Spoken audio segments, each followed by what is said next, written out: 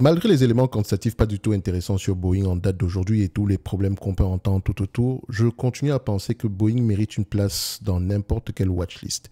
Et très souvent, quand le marché vous présente une opportunité d'investissement, ça ne vient jamais sans un... Il y a toujours un problème derrière. Maintenant, à vous de déterminer par rapport au risque que vous souhaitez prendre, si ce problème-là est temporaire ou durable. Et je pense ici que le problème pour Boeing, ce problème-là est temporaire. OK? Dès le moment où on aura foutu le PDG à la porte, je pense que tout va, et dépendamment du nouveau PDG qu'on va avoir tendance à prendre ici, on va avoir, enfin, ça va dépendre du nouveau PDG ici. Les choses peuvent revenir ici au niveau de 2018. OK? Parce que Boeing ne vend pas que des avions. D'accord? Ils ont également, un contrat, enfin, ils ont également des contrats avec l'armée. Enfin, quand je dis les avions, entre parenthèses ici, des avions civils. Ils ont également des contrats avec l'armée américaine qui généralement couvrent une longue durée. D'accord? Donc, c'est souvent des contrats très stables, même s'ils sont à prix fixe. OK? So, quand on va regarder Boeing en date d'aujourd'hui, tout ce qui se passe ici, il faut guesstimer. Guesstimer, ça veut dire quoi? Ça veut dire ici qu'on considère que la période actuelle est passagère et donc on se dit, est-ce que Boeing peut revenir au niveau des bénéfices qu'elle a obtenus aux alentours de 2018? D'accord? Et si c'est le cas, combien de fois les bénéfices on est prêt à payer pour le risque qu'on prend en date d'aujourd'hui? C'est une entité qui peut aller à 20 fois les bénéfices, quand tout va bien. Mais maintenant, quand tout va mal, il faut se garder une certaine marge de sécurité. Donc, Boeing n'a pas de problème au niveau du carnet de commandes. Ce carnet de commandes-là, il est plein et il continue à augmenter d'ailleurs. Même si en termes de volume, Airbus a à peu près 2 millions, à peu près 2000 avions supplémentaires dans le carnet de commandes. Donc Boeing a 6 millions, 600 000, excusez-moi, 6 000. Et Airbus est à peu près à 8 000. Maintenant ici, est-ce qu'en moyenne, ils produisent combien d'avions par an? C'est ce qu'il faut voir. Et vous allez voir ici, sur les dernières années, ça a diminué. Mais à peu près, au pic, donc avant la pandémie, en 2019 ici, comme je l'ai expliqué tantôt dans la note d'analyse ici, les entreprises en question produisaient à peu près aux alentours de 800 millions. Oh, excusez-moi, pas 800 millions. 800 000 avions. OK? 800 000 à peu près. Mais depuis la pandémie, retard dans la chaîne d'approvisionnement, vous avez vu ici que toute la chaîne d'approvisionnement est affectée, que ce soit au niveau des constructeurs, que ce soit au niveau des fournisseurs pour ces constructeurs-là. D'accord? Donc ici, ça peut prendre du temps avant que ça ne s'arrange. Bon, Boeing également a des problèmes autres que tout ce qui concerne ici les retards dans la chaîne d'approvisionnement, donc essentiellement également avec tout ce qui concerne la sécurité, la fiabilité de ces avions, de ces 737 MAX, etc. Okay? Mais c'est quelque chose qui va avoir tendance à s'arranger. D'accord? Malheureusement, même si il a fallu qu'il y ait des morts afin qu'on décèle, afin qu'on se rende compte qu'il y a énormément de problèmes au niveau de la fiabilité de ces appareils-là. Mais c'est quelque chose de réglable. OK? Donc, sur ce genre d'éléments, comment est-ce que moi je vais procéder? Je prends du Boeing, donc ticker symbole BA, je vais guesstimer. Donc je me dis ceci. Est-ce que Boeing a les capacités de revenir aux alentours ici des bénéfices qu'elle a connus en 2019? Oui, ça c'est selon moi. OK?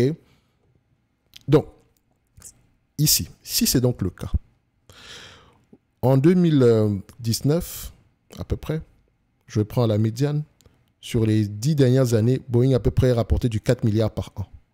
Donc, je vais les prendre ici en yearly, ça sera plus simple. Si on les prend sur disons, les 5 dernières années, avant la pandémie, ok, je vais juste dézoomer ça, j'enlève la partie après pandémie, donc on prend juste avant la pandémie, c'était à peu près aux alentours de 4 milliards. Si on va un peu plus haut, entre 2014 et 2017, on était à peu près à 5 milliards par là. Donc si on est très optimiste, on pourrait aller aux alentours de 5 milliards. Le plus haut ici qu'on ait connu, c'était aux alentours des 10 milliards. Je vais m'arrêter à 5 milliards parce que je pense que Boeing peut au moins apporter ce niveau de 5 milliards. Je ne veux pas plus que ça.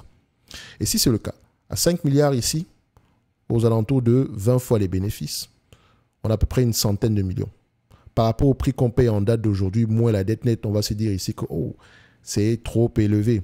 D'accord? Mais c'est déjà un début. Le but ici n'est pas d'acheter l'entreprise. On sait qu'on peut aller au-delà de 10 milliards. c'est possible. Et donc, si on parle au-delà de 10 milliards ici, c'est une entreprise qui ramène à peu près aux alentours de combien en termes de margin? Donc, on a des marges aux alentours de 5%. On a connu des marges supplémentaires ici à peu près jusqu'à 10% en 2018. Admettons que, voilà, avec l'amélioration ici de la chaîne d'approvisionnement, on pourrait revenir à ces niveaux-là. Mais n'oublions pas une chose, on ne parlait pas d'inflation à ce niveau. Et quand on parle d'inflation, on parle d'inflation des coûts également. OK? On parle d'inflation des coûts. Et s'il y a inflation des coûts ici, les marges qu'on avait à ces niveaux ne seront peut-être pas les mêmes en date d'aujourd'hui. Donc, il faut rester un tout petit peu raisonnable. Idéalement, c'est une entreprise que j'aimerais acheter aux alentours ici de ces actifs tangibles nets par action. Actuellement, des actifs tangibles négatifs, tout simplement parce qu'il y a énormément de goodwill ici. Ça ne veut pas dire que l'entreprise ne vaut rien. Faites attention, c'est deux choses différentes. Donc, ici, en termes d'attente au niveau du revenu, donc on va estimer un tout petit peu, revenu, on s'attend à combien? Analyse la médiane, disons en N+3, on s'attend à peu près à des revenus aux alentours de 107 milliards par là. Après 107 milliards, si on prend le 107 milliards en question, 5% de marge bénéficiaire, enfin 5,38% si on veut ici. Donc je vais prendre 5%, je ne vais pas me casser la tête avec ça. D'accord, là je guessime, ok. On peut aller aux alentours de 5 milliards 300. 5 milliards 300 à 20 fois les bénéfices. Moi, la dette nette, si j'enlève la dette nette ici, on sera aux alentours. La dette nette n'est pas aux alentours de 40 millions ici, on sera aux alentours de 60 milliards. Donc, moins la dette nette ici, ça nous fait à peu près, moins la dette nette, on a à peu près 40 milliards ici, ok, divisé par le nombre d'actions. Le nombre d'actions, à peu près, on a combien? En termes de nombre d'actions, on a à peu près combien? Donc, on va enlever ça. 2. Et voilà. OK. Donc, on a à peu près aux alentours de 500. C'est bizarre, ça, il ne me donne pas le chiffre en termes. OK. On a à peu près 608 millions d'actions divisé par 608, donc 0,608. On pourrait aller aux alentours de 110 dollars. Donc, 110 dollars, c'est ce que moi, je serais prêt à payer pour Boeing en date d'aujourd'hui, avec la situation actuelle. OK, je dis bien avec la situation actuelle. Du point de vue bénéfice net. Vous pouvez également l'évaluer en prenant en considération le revenu, le price to sales par exemple. Vu que c'est une entreprise qui a tendance à changer à 20 fois les bénéfices, etc. Prends en considération ici le fait qu'elle peut générer à peu près du 172 millions ici par rapport à 2026. C'est un business assez prévisible également sur les dernières années. Multiplié par le nombre d'actions, on attend à peu près aux alentours de 608 millions d'actions. Ça donne à peu près aux alentours de 104-105 millions. Donc à peu près la même chose qu'on avait probablement ici, 107, 104, c'est pas une grosse différence non plus, ok, par rapport à 2026. Donc si on prend à peu près ce chiffre-ci à 172 millions, à 1,23 fois les bénéfices, 172, d'accord, fois 1,23 fois les bénéfices, moins la dette nette, d'accord, enfin, si je le prends à 1,23 fois les bénéfices, ça fait 212 par là, moins la dette nette, ici, on va avoir la dette nette à ce niveau. Sur les dernières années, on a à peu près 66 millions de dettes nettes, moins 66, on arrive à peu près à 145. Donc, on oscille entre 100 et 145 millions. On oscille ici entre, oui, c'est bien ça, entre 110 et 145 millions. OK? Si on réfléchit ici du point de vue rendement, ça veut dire quoi? Ici, au prix actuel, c'est 5% de rendement. OK? Quand on prend à peu près 5% de marge de bénéfice sur 107 millions, ici c'est 5% de rendement. Donc, je dirais que Boeing au prix actuel n'est pas intéressant pour moi. Si on va aussi, si vous avez chopé du Boeing aux alentours de 120, d'accord, 120, 120 en dessous de 130 dollars par là, ou bien aux alentours de 130 dollars, je dirais, vous pouvez garder vos actions. D'accord, ça reste un business qui pourrait revenir ici, à la normale. Et il faut mentionner une chose. Il faut absolument également que l'entreprise génère des free cash flow positifs ou bien arrive au moins à s'auto-financer. Donc, même s'il y a des éléments pareils, quantitativement, ce n'est pas intéressant, mais parfois, il faut aller au-delà des chiffres. Peut-être que mon raisonnement est biaisé ici parce que je connais un tout petit peu Boeing, d'accord? Et donc, j'ai bien envie que Boeing fonctionne, mais je ne suis pas investisseur, d'accord? Je mentionne que je ne suis pas investisseur sur Boeing en date d'aujourd'hui. Peut-être qu'il faudrait attendre aux alentours d'une centaine de dollars, en tout cas en dessous des 130 dollars, pour que je puisse à peu près réfléchir à un éventuel investissement sur ce type d'entreprise. Le dividende, on l'a coupé, c'est une bonne chose ici.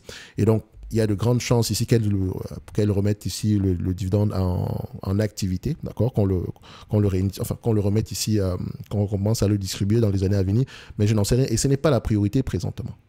Ok, donc, est-ce que Boeing mérite d'avoir une place dans ma watchlist? Moi, je dirais oui. Quel est le prix que je mettrais ici? Je vais être gentil, on va mettre aux alentours de 130, je vais prendre ici aux alentours de 145 millions en le prenant ici avec le price to sell. Ce n'est que mon avis et non un conseil d'investissement. Comme d'habitude, je me réserve le droit de me tromper. Donc, Boeing, je l'ajouterai à ma watchlist et vous pouvez avoir accès à ma watchlist en passant par le lien en description de la vidéo. D'accord? Dans le service Top Premium, vous avez présentement 50% de réduction ici, dépendamment du niveau que vous allez choisir. Merci.